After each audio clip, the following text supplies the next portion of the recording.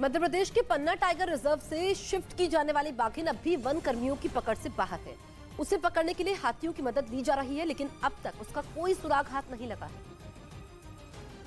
मध्य प्रदेश के पन्ना tiger reserve से एक बाघिन को शिवपुरी के माधव नेशनल पार्क में शिफ्ट किया जाना था, लेकिन इससे पहले ही बाघिन चकमा देकर भाग गई और उसे अब तक पकड़ा नहीं गया है। बाघिन को शिफ्ट करने से पहले उसे बेहोश किया जाना था, लेकिन उसी वक्त बाघिन हाथी को देखकर भाग गई, जिसके बाद से लगातार उसे ढूंढने की कोशिश हो रही है, लेकिन अब तक उसका कुछ पता नहीं लगा। ऐसे में पन्ना टाइगर रिजर्व के संचालक का कहना है कि अगर बाघिन नहीं मिली तो उसी की उम्र की किसी दूसरी बाघिन को माधव नेशनल पार्क भेजा जाएगा। जिस बाघिन को भेजा जाना था वो बाघिन T6 की बेटी है। बताया गया कि मध्य प्रदेश की सीएम शिवराज सिंह और केंद्रीय मंत्री ज्योतिरादित्य सिंधिया आज 3 बाघों को माधव नेशनल पार्क में छोड़ने वाले हैं और इसीलिए इस बाघिन को शिफ्ट किया जा रहा था। इंडोनेशिया जल्द ही अपनी राजधानी बदलने वाला है। उसकी मौजूदा राजधानी जकार्ता समंदर में डूब रही है, इसलिए पिछले साल इंडोनेशिया ने अपनी नई राजधानी बोर्नियो आइलैंड में बनानी शुरू कर दी थी। और अब इंडोनेशिया की सरकार जकार्ता को छोड़ने की तैयारी में जुटी है ताकि बोर्नियो आइलैंड को नई राजधानी बनाया जा सके। जकार्ता में जबरदस्त प्रदूषण है, वहां भूकंप भी आते रहते हैं, लेकिन खतरे की सबसे बड़ी बात यह कि जकार्ता बेहद तेजी से जावा सागर में डूब रहा है, इतनी तेजी से कि उसकी रफ्तार का मुकाबला करने वाला दुनिया का कोई और शहर नहीं है। इसलिए बोर्नियो को इंडोनेशिया की राजधानी बनाने का फैसला लिया गया और जकार्ता की दिक्कतों से सीखते हुए बोर्नियो को पर्यावरण को ध्यान में रखकर बनाया जा रहा है। बताया गया कि वहां खूब हरियाली होगी और ग्रीन एनर्जी पर फोकस रहेगा। इधर महाराष्ट्र के नासिक में एक एसपीजी जवान अपने बच्चे और पत्नी के साथ नहर में गिर गया। वहां मौजूद लोगों ने उसके परिवार को तो बचा लिया, लेकिन पानी का बहाव तेज होने की वजह से वो बह गया, जिसका एनडीआरएफ की टीम को अभी तक कुछ पता नहीं चल सका।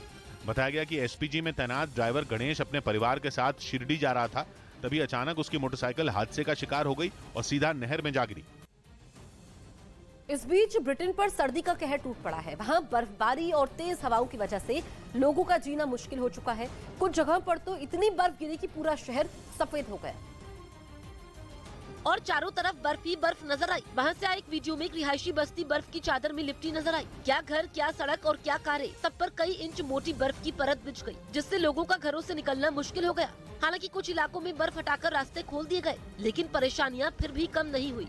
असल में वहाँ बर्फीले तूफान और तेज हवाओं की वजह से कड़ाके की ठंड पड़ रही है, जिसके चलते कई ट्रेनों को रद्द करना पड़ा और स्कूलों को बंद करने के आदेश दे दिए गए। इस दौरान ब्रिटेन की सबसे बड़ी समस्या वो बर्फीला तूफान है, जिसने पूरे देश को जैम कर दिया।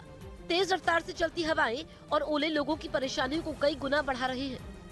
कनाडा के मीडिया ने दावा किया कि कनाडा यूक्रेन को आधुनिक ड्रोन देने की तैयारी में है। बताया गया कि यूक्रेन ने पिछले साल स्काई रेंजर R70 ड्रोन की मांग की थी ताकि रूस के सैनिकों पर नजर रखी जा सके।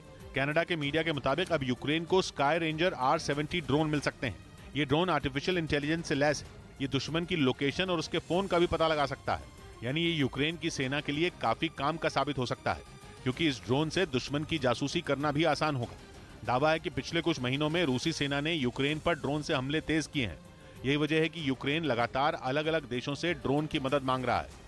खबर है कि इसीलिए अब कनाडा ने यूक्रेन को स्काई रेंजर R70 ड्रोन देने का फैसला लिया।